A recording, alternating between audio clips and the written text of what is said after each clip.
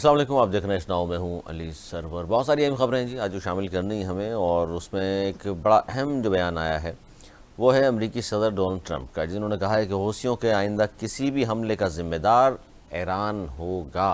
यानी आइंदा एक भी गोली चली तो ईरान ज़िम्मेदार है इन तमाम चीज़ों का। ये बड़ी अहम डेवलपमेंट होगी अगर ऐसा ही होता है तो। अब दूसरी तरफ हम बात करें तो पाकिस्तान में दहशतगर्द के जो अफरीत है मुसलसल हम देख रहे हैं कि हमले भी हो रहे हैं, और जिस तरह बलूचिस्तान के अभी में दहशतगर्दी हुई है, 7 अफराद वहाँ शहीद हुए एहलकार। इसके अलावा डहरकी में रुकन सिंध असम्बली हैं जहाँ महताब, उन पर भी कातलाना हमला हुआ, ड्राइवर और महाफिज उनके मारे गए हैं। और इसी हवाले से पार्लियामान की कौमी सलामती कमेटी का इजलास मंगल को तलब किया गया है, और जिसमें तस्दीक की है PTI ने कि पार्लिमानी जो कौमी सलामती कमेटी का इजलास है उसमें वो शिरकत करेंगे। लेकिन इस पर वज़ीर दिफा साहब ने, बड़ी अहम, ख्वाजा आसिफ ने कहा कि PTI की जानिब से शायद ये सोचा जा रहा है कि खान साहब को भी इस कौमी सलामती के जो इजलास में बुलाया जाए, क्योंकि एक बड़ी पार्टी के वो भी करता धरता है। तो क्या ये मुमकिन होगा या उनको शामिल करना बड़ा ज़रूरी है, इस पर हम बात करेंगे। नवाज़ ज़ोहरी साहब हमारे साथ मौजूद हैं, सीनियर तज्ज़ेकार हैं। दानिशवर, बहुत शुक्रिया नवाज़ ज़ोहरी साहब आपका, उनके साथ तशरीफ़ रखते हैं अनिस मंसूरी साहब, मारूफ साहब के तज्ज़ेकार, आप दोनों का बहुत शुक्रिया। सर, एक तो ये दहशतगर्दी का जो अफरीत है मुसलसल सर उठा रहा है, और जाफ़र एक्सप्रेस हमले के बाद ज़ाहिर है जिस तरह यकजहती का पूरी कौम ने मुजाहरा किया है, और मुख्तलिफ़ सियासी जमातें, मजहबी जमातें इस हवाले से रैली भी निकाल रही हैं, पाक फ़ौज से मोहब्बत का इजहार भी कर रही हैं। लेकिन ये मुसलसल वाक़यात बढ़ते चले जा रहे हैं, ख़ास तौर पर अगर हम बात करें KP और बलूचिस्तान की। लेकिन एक और बीच में खबर आई कि जी इस तरह की उसकी तस्दीक तो नहीं हुई, लेकिन खबर यह है कि इस्लामाबाद में भी हाई अलर्ट जो है करना पड़ेगा, और कुछ वहाँ भी गड़बड़ के कुछ नज़र आ रही है। तो आप क्या कहेंगे, इसका क्या सद्देबाब कैसे हो, किस तरह से इन तमाम चीज़ों को कंट्रोल किया जा सके? गो के ज़ाहिर दहशतगर्दी जो हो रही है इसके ख़िलाफ़ ऑपरेशन भी जारी हैं, इनके हवाले से बहुत ज़्यादा काम भी हो रहा है, हमारे इदारे काम भी कर रहे हैं, लेकिन फिर भी हम देखते हैं हर थोड़े दिन के बाद ये कहीं ना कहीं से मौका देखते हैं और सर उठा के बाहर निकल आते हैं। बिस्मिल्लाहिर्रहमानिर्रहीम। अली, वैसे इस वक्त पाकिस्तान का देखा जाए तो सबसे बड़ा मसला जो है ये दहशतगर्दी के वाक़यात हैं। इससे हमारी ना सिर्फ सिक्योरिटी बल्कि हम हर वक्त परेशान है कि कब कौन सा वाक़या हो जाए। एक वाक़या भी ख़त्म होता है कि दूसरा वाक़या जन्म ले लेता है, दूसरा वाक़या ख़त्म होता है तो तीसरा वाक़या हो जाता है। इस तरह उन्होंने फोर्सेस को इंगेज किया हुआ है कि लग रहा है कि हम वाकई हालत जंग में हैं। और ये वही लोग हैं जिसका हम बहुत पहले से खदशा जाहिर करते रहते कि अफगानिस्तान से जो लोग आए हैं उसमें दहशतगर्द भी हो सकते हैं। उन्होंने कहा जी हो सकते हैं, और बहुत बड़ी तादाद में हो सकते हैं, और वो कहीं भी स्लीपिंग सेल की सूरत में रह रहे होते हैं। किसी कोई चाय के होटल में लग रहा होगा, कोई मजदूर 5 काम कर रहे होंगे और वो असल में उनका काम कुछ और होगा, और जब उनको टास्क मिलता है तो वो ये करके आ जाते हैं। और इतनी बड़ी तादाद में आप नहीं कंट्रोल कर सकते। इसके लिए कोई हर वक्त ऑपरेशन, जैसे कहते हैं जंग में, हालत जंग में हमें रहना पड़ेगा। हमें पे दर पे ऑपरेशन करने पड़ेंगे, जिस तरह वो पे दर पे हमले कर रहे हैं ना, हमें करने पड़ेंगे। और इसके लिए जहाँ से हमले हो रहे हैं उनसे सीरियस और आखिरी बार बात करनी होगी कि आप अगर इसको कंट्रोल कर सकते हैं करें, नहीं कर सकते फिर न। लेकिन इसमें एक बड़ी अहम चीज़ ये भी है नवाज़ ज़ोहरी साहब के नेशनल एक्शन प्लान पर क्यों 100% अमल नहीं हो रहा है? सियासी जमातें क्या समझती हैं, और 18वीं तरमीम के बाद हर शख्स हाथ खड़े करके सुबह का करता धरता खड़ा हो जाता है कि जी चूँकि 18वीं तरमीम के बाद ये सूबाई मसला इतना ज़्यादा नहीं है, वफाक को इंटरफेयर करना चाहिए। देखिए, मसला है पाकिस्तान का, इसमें आप वफाक कर लें, सूबे की भी पूरी जिम्मेदारी है, उनकी इंटेलिजेंस की जितनी भी उनकी एजेंसीज हैं, हर एक की जिम्मेदारी है कि इसको दहशतगर्दी को वो कंट्रोल करें। और हर सूबे में होती है, जैसे हमारे अफसन में CDTT है, CIA है, SI वो है और SIU है, ऐसे हर सूबे में होती है। तो उनका काम होता है, उनके पास स्पेशलिस्ट लोग होते हैं, मुखबिर होते हैं, जो इन दहशतगर्दों से पे नज़र रखे हुए होते हैं। इसी तरीके से जब आप मुल्की वफाकी सतह पे चले जाएं तो उधर भी हमारी बहुत सारी इसी किस्म की एजेंसीज हैं। अब वो उनका फेलियर तो मैं नहीं कहूँगा, लेकिन इतने बड़े पैमाने पे है कि वो शायद मैनेज नहीं हो पा रहा, और पे दर पे खासतौर से 2 सूबों में बहुत ज़्यादा इंगेज करके रखा हुआ है। इसके लिए एक तो बात करनी पड़ेगी। देखिए, 2 तरीके हैं। एक तो आप बात करें अफगानिस्तान से और खुल के बात करें कि जनाब ये आपके यहाँ से हो रहा है और ये जगह पे हो रहा है। अभी तो सैटेलाइट का दौर है, ये भी पता होगा कि कहाँ से आ रहे हैं, कहाँ जा रहे हैं, टेलीफोन कॉल भी पकड़ी। इसको आप सॉर्ट आउट करें। नहीं कर सकते तो आप हमें बताएं, फिर हम खुद कर लें, और करना पड़ेगा। और जो यहाँ पे मौजूद हैं उनकी बहुत तरीके से अगवानियों की चेकिंग हो, कि भाई कौन है, किधर है, किधर जिस तरह नहीं यहाँ पे हमें देखिए शहर में जब करना चाहते हैं नाका लगाते हैं, वो खड़े हो जाते हैं, सबको अंगूठा लगाते हैं, पता लग जाता है कौन क्या है। इस किस्म की चीज़ें करनी होंगी बहुत सीरियसली, तो ही ये होगा। अब ये 2-2, 4-4, 5-5 मार के ये मसला हल नहीं होगा अली। दूसरी तौर पे जो आपने बोला कौमी, उसमें सारी देखिए ये मुल्क की मसला है, इसमें सारी जमातों को सियासत भूल के एक पॉइंट एजेंडे में बैठना चाहिए और मुल्क का इसमें हुकूमत को भी दिल बड़ा करना चाहिए, नहीं देखना चाहिए ये PTI है, ये JUI है, ये कोई है, तो उनसे बात करनी चाहिए, चाहे उसके लिए एक कदम पीछे भी हटना पड़े। तो मैं कहता हूँ इस वक्त सियासत नहीं करनी चाहिए, मुल्क को देखना चाहिए। नहीं तो चलें, इस पर मैं वापस आता हूँ आपके पास। देखिए दो आप देखें, JUI सीन के सरबराह मरे, उसके बाद JUI फेंके मौलाना को मर्डर किया गया। इस किस्म की चीजें हो रही हैं कि बहुत खतरनाक हो जाएगा। क्या कहेंगे मंसूरी साहब, ये इफरीत जो है दहशतगर्दी का मुसलसल कोशिशें हो रही हैं, लेकिन हम देखते हैं जाफर एक्सप्रेस का हमला या उसके बाद फिर जो हमले हो रहे हैं मुसलसल, गो कि हमारे इदारे मुसलसल काम कर रहे हैं इनके खिलाफ, लेकिन जाहिर है सूबों को भी तो कुछ बनता है ना कि हाथ खड़े कर दें, सिर्फ ये कह दें कि जी तो सिक्योरिटी इदारे देखेंगे। बहुत शुक्रिया अली। देखिए थोड़ा सा मैं आपका वक्त लूँगा और ख़ास तौर पर इस हवाले से कि सूरत हाल क्या है और किस तरह से है। पाकिस्तान में हालिया दहशतगर्दी की लहर को 24 साल हो चुके हैं। 2001 से जो सिलसिला शुरू हुआ था उससे मुख्तलिफ स्पेल्स आए। अगर आप ये देखें कि पहला स्पेल जो 2001 के बाद 2003 से शुरू होता है और उसके बाद वो उसमें शिद्दत आती है 2003 वाले में, फिर 2009 में होता है, जिसके बाद एक ऑपरेशन का हमारी तरफ से अनाउंसमेंट आता है जो सवात वात वाले सारे वाक़यात नुमा होते हैं। उसके बाद एक सिलसिला शुरू होता है 2014 का, और अब ये सिलसिला शुरू हुआ है 2024 से। तो अगर हम देखें तो 3 ऐसे स्पेल आए कि जिस पर दहशतगर्दी ने नए तौर पर सर उठाया और फिर नए मामला हुए। 2003 में जो वाक़यात रोनुमा हुए तो 2001 में ये कहा जाने लगा था कि जनाब हमने क्योंकि एक पॉलिसी का टर्न लिया और हमने क्योंकि अफ़गानिस्तान का मामला शुरू हुआ तो यहाँ दहशतगर्दी की वाक़यात शुरू हो गए और अमेरिकन जंग की वजह से मामला शुरू हो चुके। लेकिन अगर आप ज़रा सा पीछे जाकर देखिए तो ये वाक़यात उससे पहले 2001 से पहले भी हो रहे थे और उसकी का सिलसिला था। 2003 में हम एक ऑपरेशन का अनाउंसमेंट करते हैं, उसके बाद बहुत सारे सुसाइड अटैक्स होते हैं, कई होटलों में, सब जगह एक सिलसिला शुरू होता है, नहीं रुकता। फिर 2009 आ जाता है। 2009 में जब गवर्नमेंट की चेंजिंग्स आती है, उस गवर्नमेंट की तब्दीली के साथ ही एक बड़ी तब्दीली रोनुमा ये होती है कि सवात और दीगर जगहों पर सूरत हाल आपके सामने मौजूद होती है। फिर पाकिस्तान की तरफ से एक ऑपरेशन का आगाज़ किया जाता है। फिर मामला शुरू होता है 2014 में जब APS और दीगर वाक़यात रोनुमा होते हैं, फिर एक ऑपरेशन का आगाज़ किया जाता है। और अब जो है वो 2024 से जो ये सिलसिला शुरू हुआ है तो अब हम दोबारा एक तरफ बढ़ रहे हैं। अब ये सोचने की बात यह है कि हम क्यों इस अफरियत से जान नहीं छुड़ा पा रहे हैं और गुज़िश्ता 24 सालों से जो एक इस लहर का है वो सिलसिला थम नहीं रहा। एक के बाद दूसरा हम ऑपरेशन कर रहे हैं और ऑपरेशन के बाद हम नताइज हासिल नहीं कर पा रहे। सवाल एक हिकमत अमली की ज़रूरत है, एक तयन की ज़रूरत है कि हम हमेशा हर ऑपरेशन के बाद ये समझते हैं कि जनाब अब हमने ख़त्म कर दिया है। 2-4 साल सुकून से गुजरते हैं और एक बार फिर सिलसिला शुरू हो जाता है। समझने और हमारे जो हिकमत अमली बनाने वाले लोग हैं उन्हें एक पॉलिसी का तसलसल की ज़रूरत है। हम पहले अमेरिकन मुदाखलत को रोते थे, फिर हम उससे पहले रशियन सर जंग को रोते रहे, अब हम ये रो रहे हैं कि जनाब अमेरिका हमको छोड़कर चला गया और अब इस खत्ते की सूरत हाल बदल रही है। वाकई में इस खत्ते की सूरत हाल बदल रही है। आपने अपने इंट्रो में भी कहा, जब तक तमाम स्टेक होल्डर्स, चाहे वो सियासी जमातें हों, चाहे वो मुख्तलिफ मकातब फ़िक्र के लोग हों, चाहे ये जो बात आपने की कि अमेरिका हमें छोड़ के चला गया, हमें क्या छोड़ के चला गया, वो तो अफ़गानिस्तान से चला गया। और आपका क्या किरदार था इस अमेरिका के वहाँ रहने में? देखिए अफ़गानिस्तान से छोड़ कर गया, हम अब क्या बात करें, हम ये बात तो कह रहे हैं कि मतलब ये कहने जा रहे हैं हम अमेरिका छोड़कर चला गया अफगानिस्तान में, तो हम अमेरिका के साथ दे रहे थे और तालिबान के खिलाफ थे। नहीं, मैं ये कहना चाह रहा हूँ, हम ये कहना चाह रहा हूँ कि देखिए हम तो ये सब ये बात कर रहे हैं ना कि अफगानिस्तान से जब से अमेरिका छोड़ कर गया और जो ये सेटअप बना है उसके बाद से जो अमेरिकन असला जिस तरीके से हमारे यहाँ पर इस्तेमाल हो रहा है, जिस तरीके से दखल अंदाजी हो रही है, उन्होंने चीज़ों का खात्मा किए बगैर ऐसे ही छोड़कर चले गए। सर ये तो पूछ रहे हैं लोग भी आपसे कि ये अमेरिकन असला अगर पाकिस्तान में दहशतगर्द इस्तेमाल कर रहे हैं और असला छोड़कर गया तो तालिबान के पास होगा।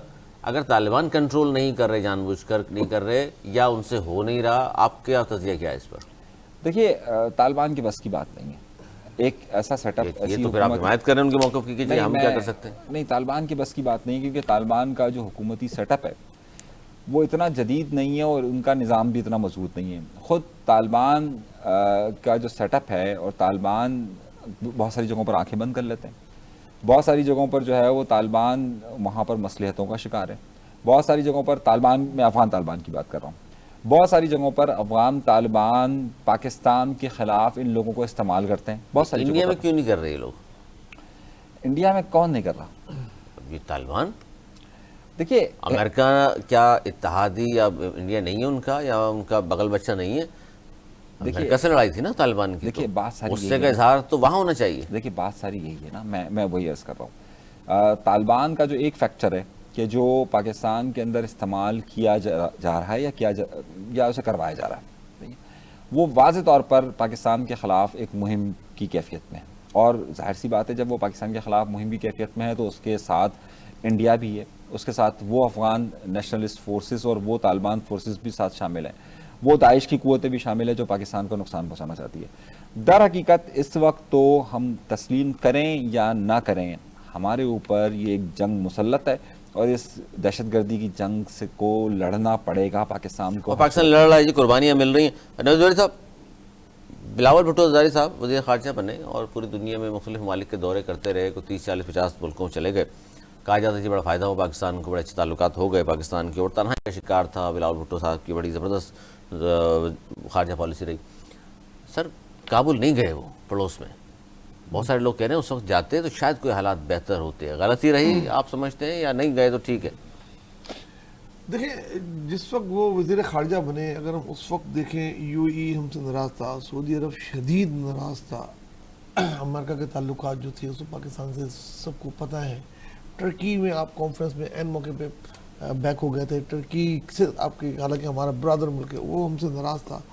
तो वो, इसके अलावा पाकिस्तान सिंध में शदीद सैलाब आया हुआ था, शदीद नुकसान हो गए थे, लाखों मकान तबाह थे, उसकी डोनर कॉन्फ्रेंस थी, उसके सिलसिले में भी काफ़ी उनको दौरे करने पड़े, उन्होंने सब जगह दौरे किए। अच्छा, जहाँ तक अफगानिस्तान का मसला था, वहाँ मेरे ख्याल में उस वक्त के पहले कोई आर्मी के सरबरा गए थे, एक बात, उनके बाद कोई और भी गया ऑफिशियल। हमीद साहब की बात कर रहे हैं। तो बिलावल साहब उस वक्त मुझे भी याद है कि नहीं, अफगानिस्तान नहीं गए थे, अफगानिस्तान और लोग गए थे।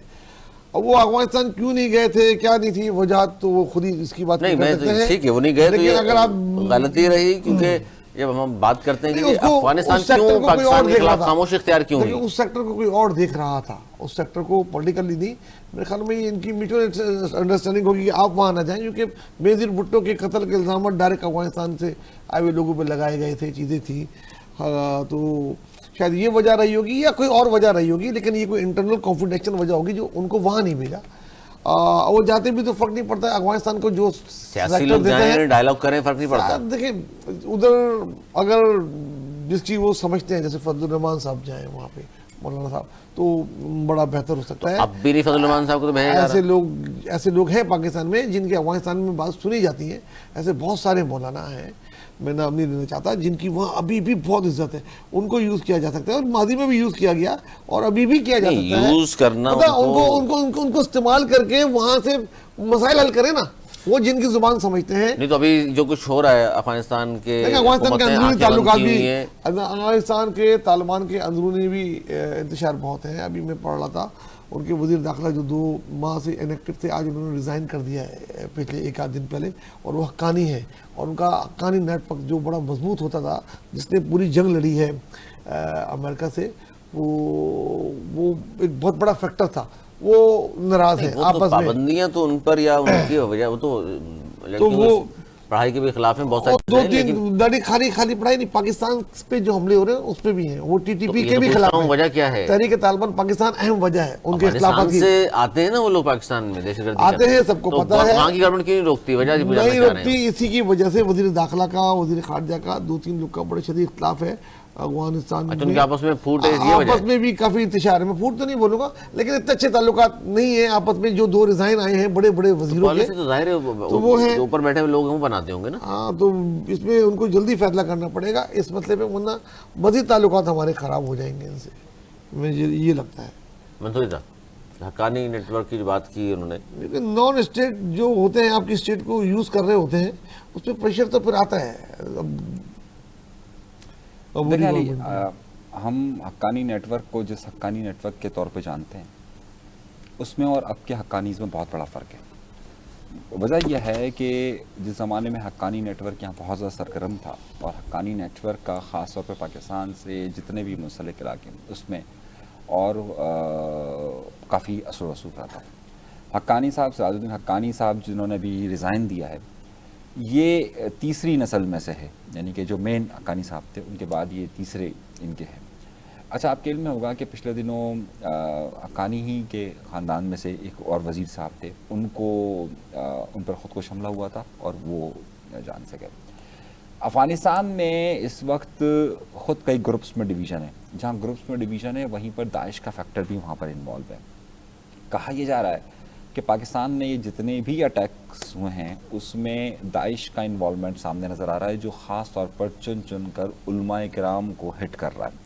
और अच्छा, ये तो आप एक नया पहलू ला रहे हैं कि दाइश वाले यहाँ पर उलमा किराम को हिट कर रहे हैं। देखिए ये बात, हमारे उलमा किराम से क्या दुश्मनी उनकी? देखिए ये बात ख़ास तौर पर वो उलमा किराम कि जिनका तालिबान के साथ बड़ा गहरा नेटवर्क रहा है। तालिबान से मुराद ये टीटीपी नहीं, सही है, अफगान तालिबान, अफगान तालिबान के साथ। सर वो क्यों करने देंगे पाकिस्तान के खिलाफ? मैं एक बात आपसे ये अर्ज़ करता हूँ कि इस वक्त जो अफगान तालिबान के साथ जो लड़ाई है दाइश की, कहा जा रहा है कि दाइश और टीटीपी वो दोनों आपस में मिल चुके हैं, यानी कि फितना अल खवारिज हैं, और दाइश का रवैया भी वही रहा है, सही है। ये लोग आपस में मिलकर इस वक्त जितने वो उलमाए किराम हैं कि जिनका कोई भी झुकाव रहा है किसी भी तौर पर पाकिस्तान की तरफ और अफगान तालिबान की तरफ, उनको हिट कर रहे हैं, चाहे उसमें तो ये तो रॉ मुलव्वस नहीं है इस तमाम चीज़ों में।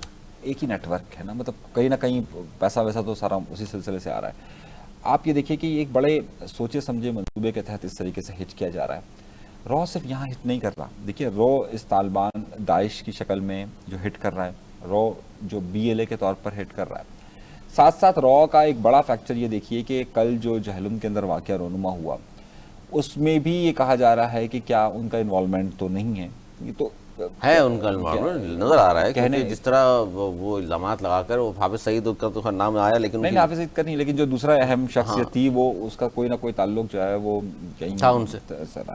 तो कहने का मकसद से भी है अली कि इस वक्त एक बहुत बड़े ऑपरेशन की जद में है पाकिस्तान, और पाकिस्तान एक अच्छा चलें, इस पर फिर लंबी बात हो जाएगी, वरना इसी पे मैं एक और पहलू से बात करते हैं कि चूंकि अब इस हवाले से पार्लिमानी कौमी सलामती कमेटी का इजलास हो रहा है और इसमें तमाम सियासी जमातें दायरे शरीक होने सबको शिरकत की दावत दी गई है, होंगी भी, सिर्फ PTI ने भी हिमायत तो कर दी, लेकिन वज़ीर दिफा साहब फरमा रहे हैं कि जी वो खान साहब की भी फरमाइश आती है कि जी वो हमारे सरबराह को भी साथ बिठाएं। सर इस मौके पर खान साहब के बगैर बैठना मुनासिब है या आप समझते हैं कि जी उनके नुमाइंदे तो हैं, ना लाएँ खान साहब को क्या फ़र्क पड़ता है? देखिए अगर बुला भी लें तो क्या फ़र्क पड़ता है, कैदी है, दोनों कैदी है। तो पहली कोई मिसाल है इस वक्त कैदी आया देखिए इजलास में शिरकत करने? देखिए इस वक्त जिसे कहते हैं ना वो कौम मुल्क के अजीम तम मफाद में कुछ भी किया था, कैदी है तो मुल्क का ही कैदी ना, कैदी है, इस मुल्क का साबिक वज़ीर आज़म है, ठीक है। और जब आप तालिबान से इंडिया से देखिए वो तो आप अगर करने जाए तो हर प्राइम मिनिस्टर की पॉलिसी से कभी न कभी नुकसान पहुंचाए।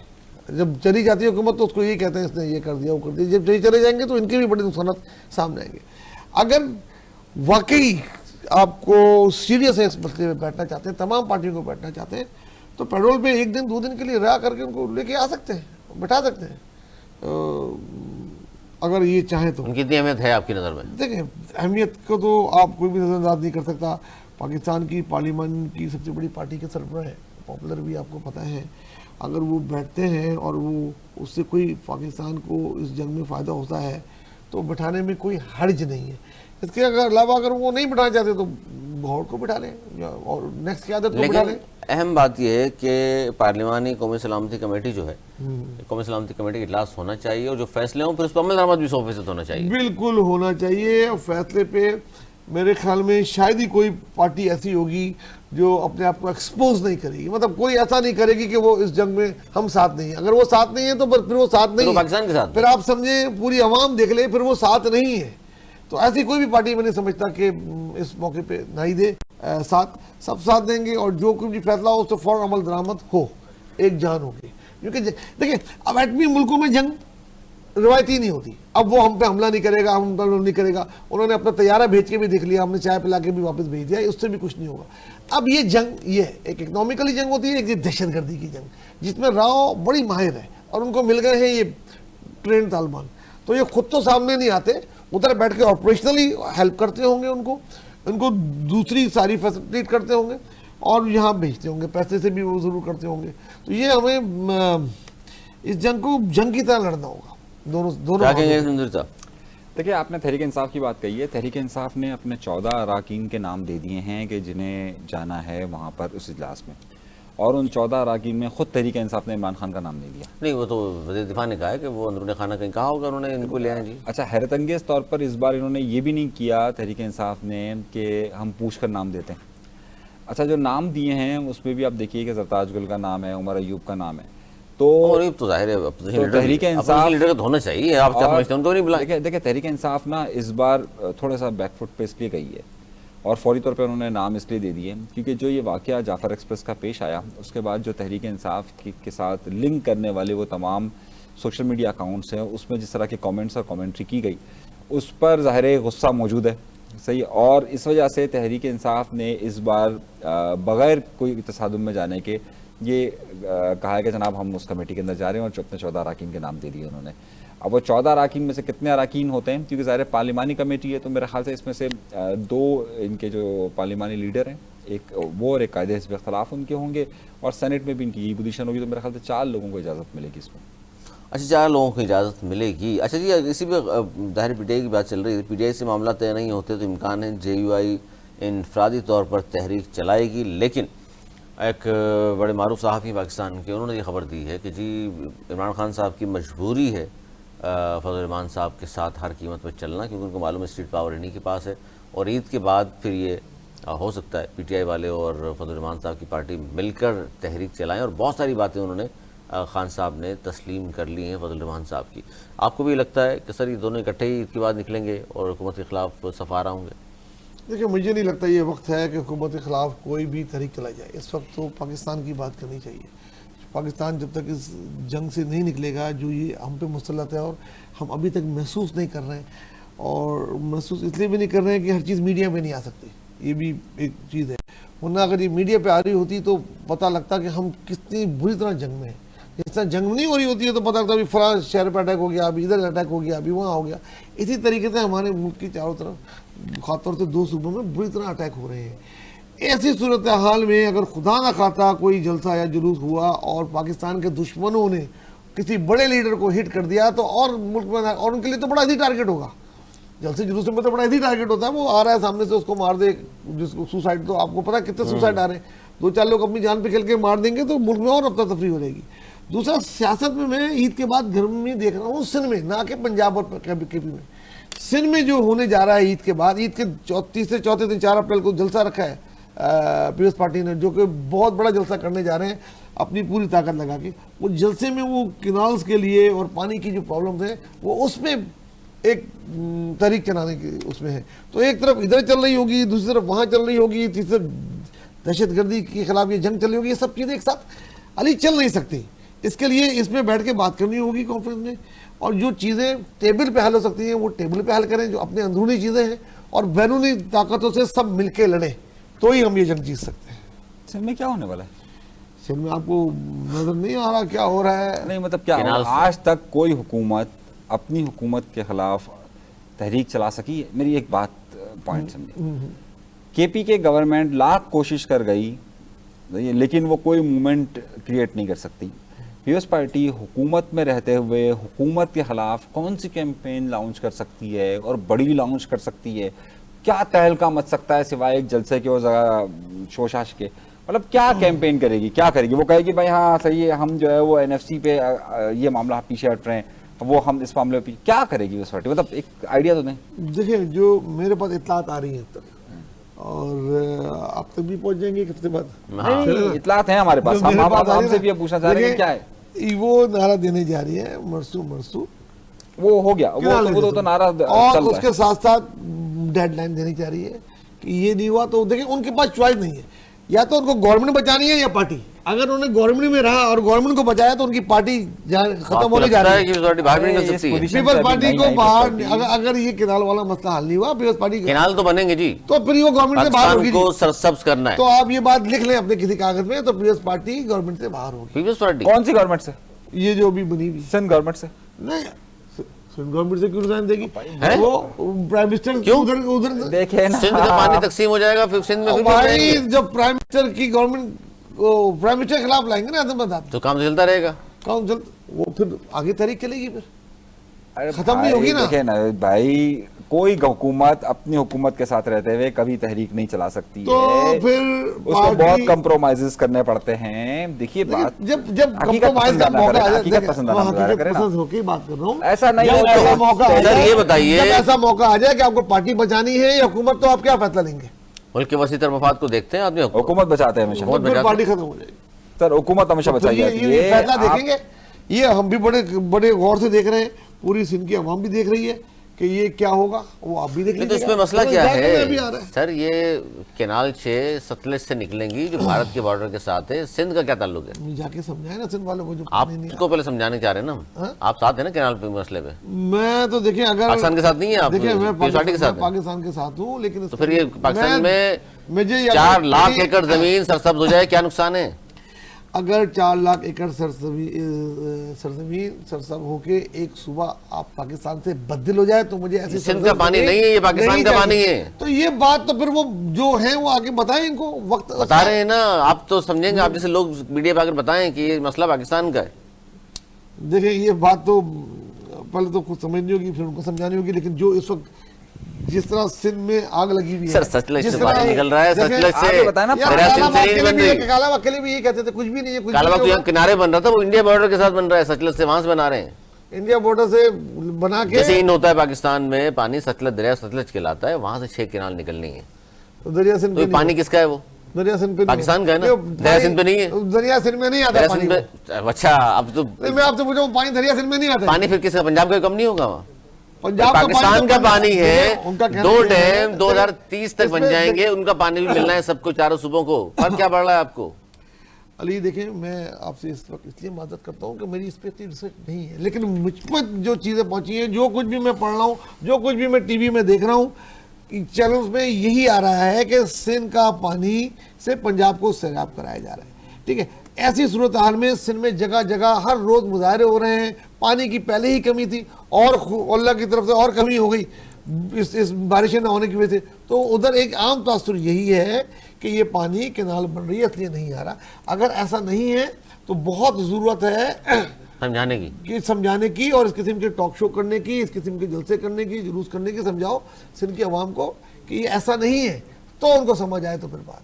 अदरवाइज उनको एतमाद मिले बगैर ये करना तो जरदारी साहब ने खतरनाक जब है। हाँ कर दी थी, एतमाद जरदारी लिया था साहब ना? ने ही आखिर में बोला है कि सूबों को साथ देना पड़ेगा, उनको एतमाद में लेना उस दिन पड़ेगा। क्यों नहीं बोला? जुलाई में वरना क्यों नहीं वफाक कहा? को- जुलाई में जो मीटिंग हुई जिसमें इदारे के सब लोग बैठे हुए थे, मिनट्स बाहर आ गए उसके। हाँ, तो फिर उनको असेंबली में बोलना पड़ा, असेंबली में बोल दिया। उसको हो सकता है सर उनको असल नहीं मसला पता। क्या है? सियासत है या कुछ और है? क्या मसला है सर? देखिए अली, मसला सारा सियासत का है, सही, और मसला सारा सियासत का है। मामला यह है कि 6 केनाल यकीनी तौर पर पानी एक बहुत ज़रूरी एक एलिमेंट है। नहीं, वो तो इंडिया का लेकिन- पानी है ना, पाकिस्तान का तो नहीं नहीं, वो कुछ और बात है पाकिस्तान का पानी, आता तो वहीं से है ना, आपके दरिया कहाँ से आ रहे हैं? ठीक। देखें भाई जो- 1960 का माहिदा आपने गलत किया, ठीक है, पानी उन पर ज़्यादा चला गया, उन्होंने वहाँ डैम भी बना लिया, आप तो यहाँ बना नहीं रहे थे, लेकिन आप 2 डैम बन रहे हैं, 30 तक आपके कंप्लीट हो जाएंगे, तो पानी ही पानी होगा यहाँ इंशाल्लाह। देखिए वो दरिया सतलज का कह रहे हैं, दरिया सतलज जो बहता है वो इस वक्त ये जो अच्छा, कराची सिंध में ना तमाम नहीं, दुनिया ये कह रही है कराची कि वालों की तो समझ नहीं आ रही। 2060 तक कराची डूब जाएगा, कोई बंदोबस्त कर लें। क्या कर रहे हैं आप? सिंध गवर्नमेंट क्या कर रही है? कोई सुनामी आ रहा है, समुद्र से ही डूबेगा तो सर डूबेगा। नीचे है ना, वहाँ सारा भी पानी से समंदर नहीं बढ़ डूब रही है ना सकता। दादा। अच्छा ये बताइए, सिंध का पानी आखिर में आके कहाँ गिरता है? फालतू पानी, अरे फालतू पानी कहाँ गिरता है? अरे सर है ना, फालतू पानी समंदर में गिरता है, ऐसा नहीं। जाया होता है पानी आपका। आपने कोई डैम बनाया सिंध में जहाँ जखरे कर लें हम? एक तो यार आप बोलने नहीं देते यार। देखिए ऐसा हो पानी जाया कर लेंगे। ऐसा होना चाहिए, ऐसा हो नहीं रहा है, तभी सेम थूर हो रहा है। समंदर आगे जा रहा है, जब ये पानी आता समंदर आगे आ रहा है, समंदर का पानी यहाँ तक पहुँच गया। सर क्या क्या बात कर रहे हैं आप आप? निकले ना कराची से, जाए ना ठट्टा, जाए ना मदीन, पता लगेगा ना कितनी सर, हजारों एकड़ जमीन समंदर बाहर आ रहा आगे है। अच्छा, सेम थोर क्यों क्यों हो गई? सेम क्यों होती है? जहाँ समंदर का पानी होता है वहाँ सेम होती है। देखिए, जब दरिया का पानी आता है ना और वो समुद्र ज्यादा में पानी गिरता है आता ना, है। जब समुद्र पे गिरता है तो ये सेमोथूर से बचते हैं। जब ये प्रैक्टिस बंद हो जाती है तो वो पानी उल्टा समुद्र का उस जगह पे आ जाता है। समंदर ने कितनी जमीन निगल ली आपकी, बाहर आ रहा है पानी। पारल सर आप बताएं। अभी है ना आखिर में सही, समुद्र ने कितनी जगह निगल ली आपकी। इसलिए निगल ली कि पानी बाहर तक आ गया समंदर का। अरे तो वो पानी दरिया का नहीं जा रहा ना यार। अब मैं आपको नहीं समझा सकता। अच्छा, बहरहाल आप समझाएं शायद, अगर आपको समझ हो तो। जरा सिंह का पानी नहीं गिरता था समंदर में? गिरता था, यही प्रकृति, यही दुनिया में होता अब रुक गया? है। तभी समुद्र, अब पानी होता ही नहीं है, यहाँ तक पहुंचे यार। गिरता है सर, फालतू पानी, काफी पानी। दरिया सिंध में वो गाड़ियां चल रही होती है, बाइकें चल रही होती है, कुछ पड़ा, जाके देखो तो यार। कहाँ जाके देख तो रहे? देखो क्या हाल हुआ है। कहाँ देख ये रहे? कहना निकला ना कराची से, पता लगेगा ना आपको। सर, आपकी रिहाइश कहाँ है? कराची में, नहीं, कराची में का मुख्य समुद्र के किनारे है ना, हाँ, किस जगह है? डिफेंस में। डिफेंस में। एलिट सर- क्लास है ना, इसलिए पता नहीं चल रहा। समुद्र किधर चले गया पीछे, ये बताना चाह रहे हैं। अरे सर, सियावल की पट्टी नहीं देख रहे आप? सर, मैं ही बता रहा हूँ, हाँ। सन 1916 का अगर आप देखें ना, तो उस वक्त ये जहाँ आपकी रिहाइश है ना, ये सारा समंदर था। 1916 नहीं, आप 1960 में भी यहाँ पानी था। नहीं, मैं एक बात आपसे 60 में आप तो तो नहीं बहुत था। 60 में था पानी। 60 में नहीं था। अरे 60 में कहाँ से आ गया 60 में पानी? नहीं था, 60 में पानी नहीं था। भाई मैं, बाबा जी का मजार था, तो आप समझ रहे हैं कि समंदर के बीच में था? नहीं, ये जो बाबा जी का मज़ार है ना, इसके पीछे तक पानी आता था। हम छोटे थे ना, इधर मछलियां पकड़ने जाते थे, और किधर गाड़ी खड़ी होती थी, सऊदी वैसे जहाँ आते समंदर में पानी ना, में- वहां से पैदल आते थे हम। मछलियां ये पकड़ने? बुखारी, ये आपने क्या मैंने बुखारी मछलियों देखी के ना, बारे में पकड़ते मैं लोग आपको बता रहा हूँ। कौन सी मछलियां थी? 76-77 की बात, जब बच्चे होते हैं ना, वो वाली आपकी वाली मछलियों की बात नहीं कर रहा। मैं कराची में पैदा हुआ हूँ, कराची में रहा हूँ, और इन जगहों में आता रहा हूँ। आप 1900 मैं बात ही कर रहा हूँ। 16 की बात नहीं करें, मैं आपको ये मैं आपको डेटा 1976 की बात बता रहा मैं हूँ। आपको डेटा बता रहा 76 में में मछलियां डिफेंस पकड़ी नहीं आपने? था, बिल्कुल डिफेंस नहीं था। मछलियां थी वहां पर? हूँ। 76 में इधर डिफेंस इधर था। पानी आता था, इधर सारा पानी आता था, डिफेंस वहाँ खत्म हो जाता था। तो अब आप ये अर्ज कर रहे थे, गिजरी के बाद, गिजरी से आगे नहीं था। नहीं, अब फेज 4, फेज 5, फेज 6, फेज अभी 8 आपने नहीं पहले था। पहले गुफ्तगू में क्या कहा कि समंदर जो है वो ऊपर आ रहा है, अब पीछे जा रहा है, यहाँ से तो कराची पीछे में। जब पीछे जा रहा, अच्छा, यहाँ से पीछे जा रहा है, वहां से वहां ऊपर से आ आगे रहा आ है। रहे हैं। वहाँ अरे तो होता ही होता है, कोई बात आपको मैं क्या समझ मैं सकता हूँ? वही बात ठीक करना है, चाह रहा, मैं ठीक वही है, अर्ज करना चाह रहा, ठीक वही अर्ज करना। अब आप नुक्ते पर आते हैं। देखिए, ये डेल्टा का पानी का रुकने के इल्जाम अभी हो रहे हैं ना, ये गुज़िश्ता 40, 50, 60 सालों से। उससे पहले तो हमेशा से डेल्टा अपने रूट पर ही आता रहा, हमेशा से। मामला ये होता है कि हमेशा से कुछ अरसे के बाद 100 साल 200 साल के बाद हल्का हल्का टर्न आता रहता है, समंदर भी अपना रुख बदल रहा होता है एक जगह से दूसरी जगह पर भी, और पानी भी अपना, ज़ाहिर दरिया भी अपना रुख तब्दील कर रहा होता है। ऐसा नहीं होता कि मुस्तकिल एक ही हाँ, जगह हाँ, पर ठीक है, ये हो। है। कहा यह जाता है कि जो जिस जगह हम रहते हैं, सही है, जिस जगह, बल्कि हम ये कोरंगी को भी ले लीजिए तो एक वक्त में समंदर ही था, और समंदर का पानी पीछे की तरफ जाता रहता है, कुछ जगह से समंदर आगे की तरफ बढ़ता रहता है। ये एक प्रोसीजर होता है जो चलता रहता है। इकोसिस्टम के मुताबिक, जो इकोसिस्टम है उसके मुताबिक पानी की जो भी लेवल हो, सही है, पानी का जो भी लेवल हो, वो अपने आप को बैलेंस रखता है, इक्विलिब्रियम की कंडीशन में लेकर जाता है, हर सूरत में लेकर जाता है, वो एक तवाज़ुन की कैफियत में लेकर जाता है। तवाज़ुन बहुत बड़े कोई सानिये के तौर पर बिगड़ सकता है, कि अगर कोई बहुत बड़ा सानिया जी, अगर वो भी हो वक्ती जाता तौर पे बिगड़ता है सिर्फ। सानिया क्या हो जाता है। अब मामला यह है कि जो पानी का मामला है, आप सिर्फ, वो तो एक अलग बहस है कि सतलज पे आ रहा है, या जो बहुत सारे जो कौम परस्त हैं वो ये कह रहे हैं कि जनाब सतलज क्योंकि सिंध में गिरता है बाद में आकर, तो जाहिर है सिंध का पानी असल में रुक रहा है। इस वक्त इंडिया भी पानी यूज कर रहा है अफ्रीका, उनके खिलाफ भी कोई कर ले महाज। आप बात समझ रहे हैं? अब देखिए, मैं आपको जो बात नहीं समझा पा रहा हूँ वो ये है, ये इंडस है ना, दरिया सिंध आके गिरता था, रिवायती तौर पे बह रहे हैं। आप इसका नाम सिंध रख लें। हाँ, ठीक है, आगे गिरता था। आमतौर पे समर में, समर के दिनों में ये आता था और ये ज़्यादा उधर गिर जाता था। तो इससे ये था, एक जगह बनी हुई थी, वो ज़मीनें जो इसके ना आने की वजह से क्या होता है, फिर समुद्र का पानी उस तरफ जाता है, उससे ये तो आप मान लीजिए ना, अपने समुद्र का पानी वरना इधर आ जाएगा, उधर जाता है। आ रहा है अगर पानी नहीं आए, ये प्रैक्टिस खत्म हो जाए ना कि दरिया का पानी समुद्र में गिरना बंद हो जाए, तो समुद्र का पानी रिक्लेम करता है वो जगह। जिस तरह अभी आपने देखा होगा ना, सी व्यू जाए, कितनी जमीन रिक्लेम कर ली इन्होंने, ये फेज 8, फेज 7, ये आगे आगे तक रिक्लेम कर रहा ना, ये तो करके इस तरह वो कुदरती तौर पर रिक्लेम हो जाती है।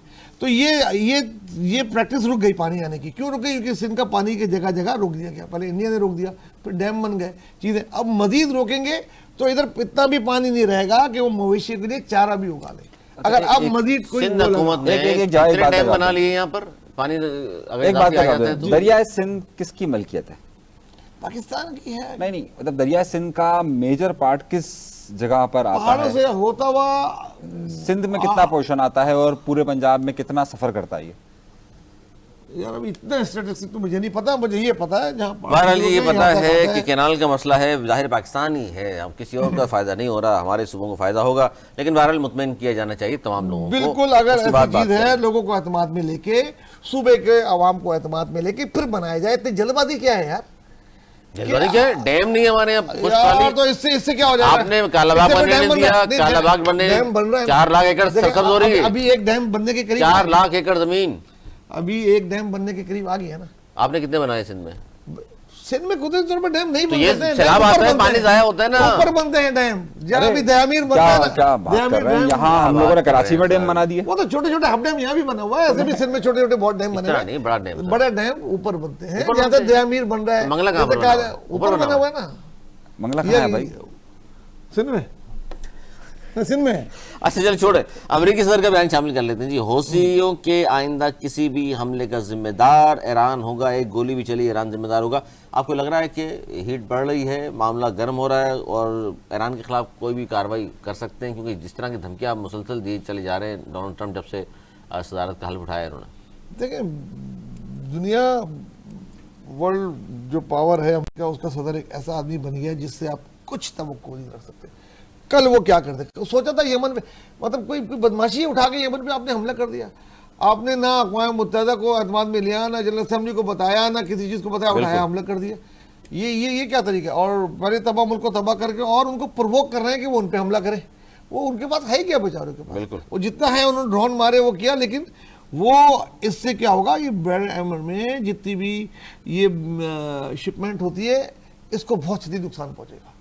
क्योंकि वो तो उनके पास जो है वो तो करेंगे, उनका तो डूबने के लिए कुछ नहीं है, वो तो मारेंगे जो भी जहाज जा रहा होगा उनके लिए, तो फिर वही रह जाएगा ना। ईरान को खाली बिली इन्वॉल्व कर रहे हैं लोग।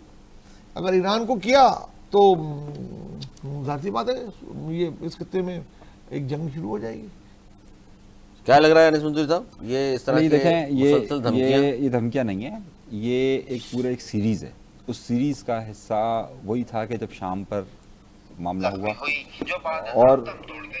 और जो शाम पे मामला हुआ। अच्छा, इसमें मसला ये भी है कि जो जिस पर हम बात करना चाह रहे हैं कि अमेरिकी सदर के इस तरह की धमकियां और उन धमकियों के बाद हौसियों का आइंदा किसी भी हमले का जिम्मेदार ईरान होगा, और ये धमकियां मुसलसल दी जा रही हैं। पहले तो कहते हैं बात करें हमारे साथ, वरना फिर ये हो जाएगा, वरना फिर वो हो जाएगा। ज़ाहिर है खत्ते में खुदा न खास्ता जंग छिड़ती है, तो ये तो बड़ा मसला हो जाएगा अनिस मंसूरी साहब। क्योंकि अगर ज़ाहिर ईरान से जिस धमकियाँ दे रहे हैं अमेरिकी सदर और उस पर अमल दरामद भी कर लेते हैं, वो जिस तरह कह रहे हैं गोली भी चली हौसियों की जानिब से, तो फिर देख लिए ईरान जिम्मेदार, तो फिर क्या होने वाला है? ये सीरीज है पूरी, ये तरबेला और मंगलावस में हो गया वो मामला। अच्छा, ये जो सीरीज़ है आप ये देखें कि हम शाम में किस तरीके से कंट्रोल हुआ इनका, उसके बाद हिजबुल्लाह को किस तरीके से ख़त्म किया गया, उसके बाद हमास के साथ क्या मामलात हुए, और अब आखिर चीज़ रह गई है हूसी बागी।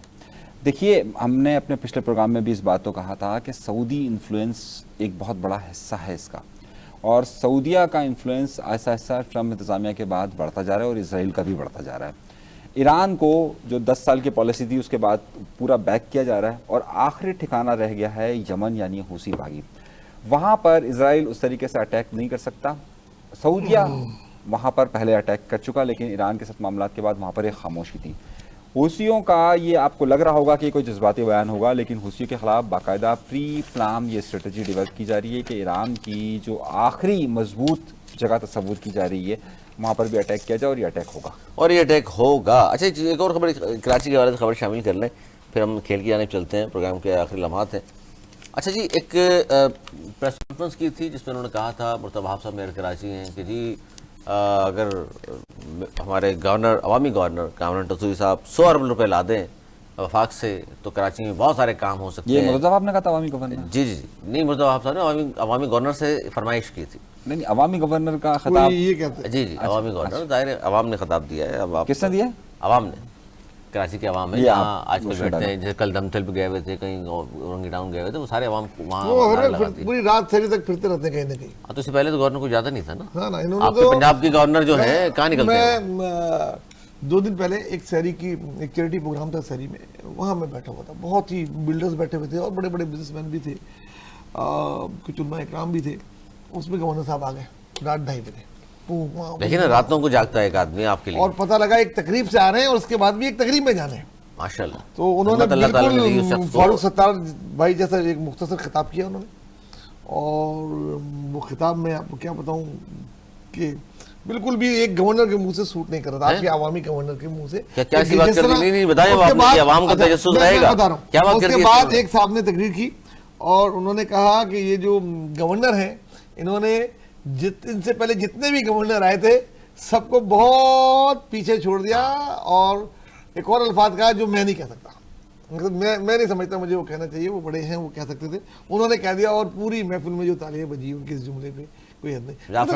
महफिल गवर्नर का वो काम नहीं था जो ये कर रहे हैं ना, ये गवर्नर तो हुकूमत नहीं करेगी तो वही करेंगे। ये कौन सा काम है यार सिंध गवर्नमेंट के? 50,000 IT के बच्चे तैयार किए, बहुत अच्छी बात है, करें। 10 लाख अफराद को अफ्तार सहरी कौन कर रहा है कराची में? देखिए चले कर रहा है जेडीसी। अच्छा बस। हाँ, वो भी लेकिन साथ साथ गवर्नर साहब इतने बड़े प्रोटोकॉल के साथ सारे शहर में फिर होते हैं, ट्रैफिक की ऐसी तैसी हो जाती है रात के कितना 2 बजे। बड़ा- कौन सी ट्रैफिक अरे कैसी वो तो तैसी? सारा वक्त सर ये ना करें, रात के 2 कहीं बजे नहीं कौन- जाते। एक आम MPS रिवायती तौर पीपल्स पार्टी का निकलता है, 4 मोबाइल लेके घूम रहा है। रिवायती तौर पे सिंध के गवर्नर कम निकला करते हैं, जगह जगह मखसूस जगहों पे जाते हैं। नंबर 1 वो काम अच्छे कर रहे हैं ना। आप तारीख बाद में पता लगेगा जो गवर्नर की काम थे वो कर रहे 50,000 हैं। अफराद जो मैंने बताया IT वाले बच्चे जो वो तैयार काम हुए। अच्छा है, अच्छा है काम अच्छा है, हाँ। अप्रिशिएट कर। 10 लाख अफराद को अब भाई मान लिया आपका अवामी गवर्नर है, आपको बुरा लगा तो सॉरी, आप आगे चले। हाँ, क्या कह रहे थे गवर्नर साहब? उनसे फरमाइश की उन्होंने 100 अरब ला दें, मतलब आप साहब ने उनको कहा, तो उसका जवाब दिया है कामरान टसूरी साहब ने, और ये कहा कि जनाब ठीक है, आप पहले तो आपने अच्छी बात मान लिया कि ना आपके पास इख्तियारात हैं ना आपके पास वसाइल हैं। आप हमारे मेयर को ताने देते थे जब वसीम अख्तर साहब कहते हैं मेरे पास इख्तियारात भी नहीं है, आपकी तो गवर्नमेंट है, इस तरह के बहाने क्यों करें? लेकिन फिर भी वो कह रहे हैं 100 अरब की तरक्याती स्कीमें लाएं, मैं वफाक से पैसे ला के दूंगा। तो आज उन्होंने खत लिख दिया ना मियाद ने, 79 अरब का लिखा है ना वो तो सर ये अच्छी बात नहीं है यार। अगर इस किस्म की जंग में और पैसे कराची को 100 नहीं 50 नहीं 40 भी अरब आ जाए ना, मैं तो कहूँगा बहुत अच्छी लड़ाई है यार, कैरी ऑन और लड़ो और तेजी करो, तुम भी कुछ लाओ तुम भी कुछ लाओ, इस बात को फायदा कराची का हो। तो इस बात को आपने भी मान लिया आज कि मुर्तज़ा वहाब साहब के पास ना इख्तियारात हैं ना वसाइल हैं, वो उसके पास होंगे 2 अरब 4 अरब 5 अरब तक के। तो अपनी गवर्नमेंट को कहे ना, सिंध हुकूमत को। सिंध गवर्नमेंट कितने मेगा प्रोजेक्ट दे सकती है? देखिए सिंध गवर्नमेंट के पास जो बजट अल्लाह, होता इतनी मजबूर है, हुकूमत। आप देखें, आप समझते नहीं है ना, मेगा प्रोजेक्ट हमेशा फेडरल गवर्नमेंट देती है सूबे को। सूबे के पास जो वसाइल होते हैं उसमें उसकी तनख्वाह और जो छोटे मोटे तरक्याती काम चल रहे होते हैं, पुरानी स्कीमें चल रही थी, उसको ही पूरा करते करते निकल जाते हैं, उसमें भी शॉर्टफॉल हो रहा होता है। काम नहीं करेंगे, मेरा ख्याल है काम जितने पैसे होंगे इतना काम करना चाहिए, कितने करेंगे वो कहाँ से करेंगे? अच्छा काम कर रहे हैं, मेरी नजर में तो कोई बुरा काम नहीं कर रहे। कराची में सड़कें टूटी फूटी है, नाले बन भी रही है टूटी। देखिए टूटी फूटी क्या है, इस वक्त कई बड़ी आप उस दिन कह रहे थे नाजमाबाद गया, सारी सड़कें बीच में टूटी फूटी मिली, मैं मजा नहीं आया जाने में।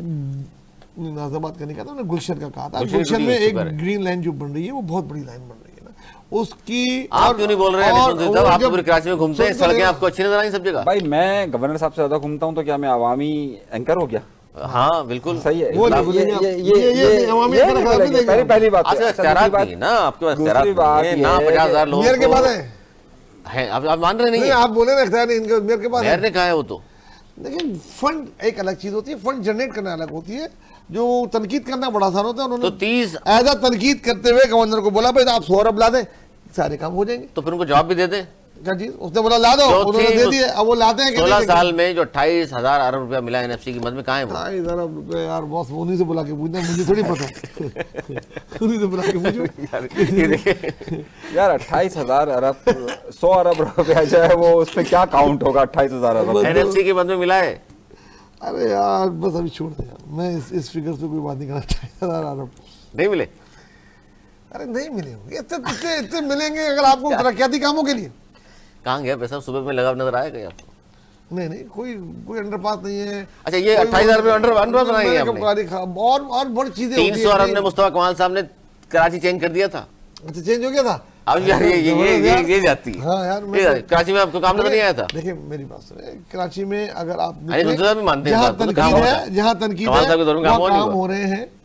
नहीं मुस्तफा कमाल साहब के दौर में एमकेएम के दौर में काम हुआ। एमकेएम के दौर में काम फर्क हुआ, है, फर्क है।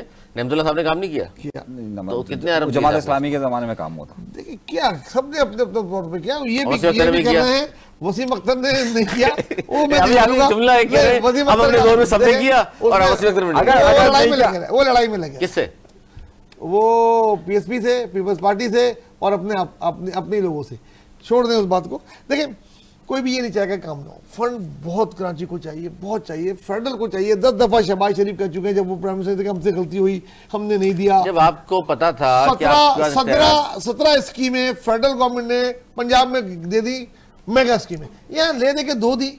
कराची का इतना हक है, हमेशा हक मारा, इमरान खान ने भी मारा, इन्होंने भी मारा। कराची में लगभग जो सबसे बड़ी रकम आई है जिस वक्त पीएस पार्टी गवर्नमेंट थी, खुद ये मुस्तफा कमाल ने बोला 110 अरब या 120 अरब उस वक्त जदाई साहब ने दिए थे।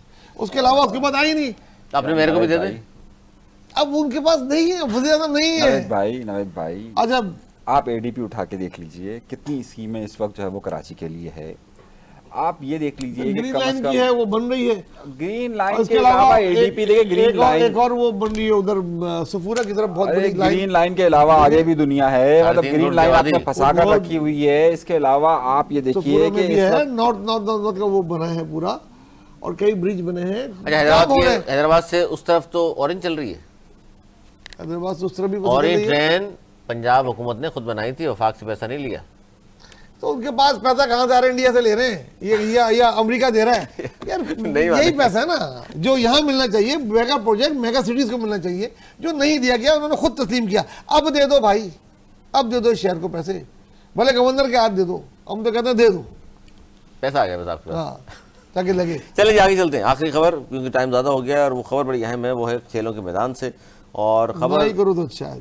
नहीं, खेलों के मैदान में सर ये देखें ना, पाकिस्तान क्रिकेट टीम ने अपनी T20 तारीख का बदतरीन रिकॉर्ड कायम कर दिया है। इतने लंबे लंबे मार्जिन से हार रही है पाकिस्तान की टीम, और हम सोच रहे थे 9 विकेटों शिकस्त हुई, और हम सोच ये रहे थे कि जनाब चैंपियंस ट्रॉफी के बाद बड़ी सर्जरी एक बार फिर कर दी गई है और इस बार तो शायद कुछ बेहतरी आ जाएगी, लेकिन सर फिर भी कुछ नहीं हुआ।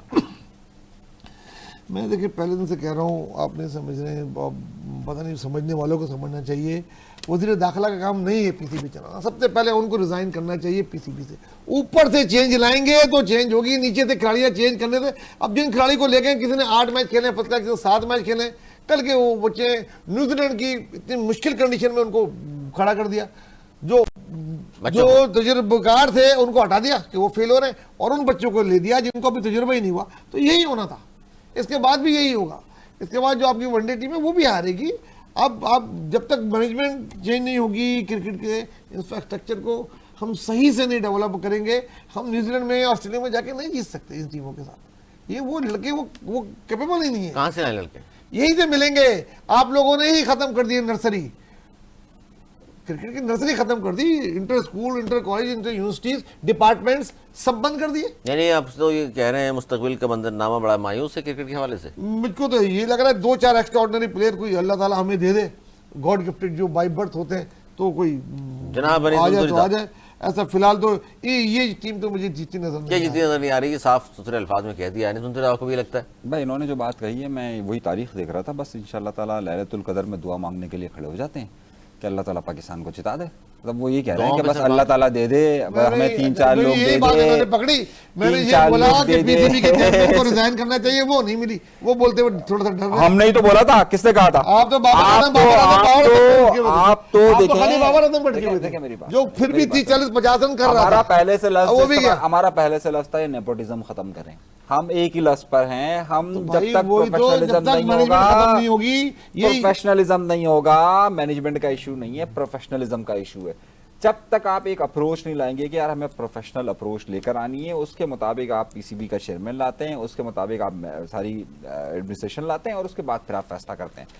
जब आपको पुराने घोड़ों पर, बकौल हमारे एक दोस्त के, जब तक आपको नोकिया 3310 इस्तेमाल करना है, तो उसके बाद उन्हीं लोगों को आपको लेके जाना है, तो उसके बाद आप क्या बेहतरी की उम्मीदें होंगी। बहुत शुक्रिया, बहुत करेंगे। शुक्रिया मेरे मौजूद मेहमानों को। नाज़रीन, ये था हमारा आज का प्रोग्राम, और बहुत सारे मसले इस पर डिस्कस भी किए हमने, बहुत सारी खबरें आपके सामने रखी हैं। बिहाइंड द कर्टन बहुत कुछ हो रहा है। अगले प्रोग्राम में इंशाल्लाह डिस्कस करेंगे। अपना बहुत ख्याल रखिएगा। हमें दी इजाज़त। बोला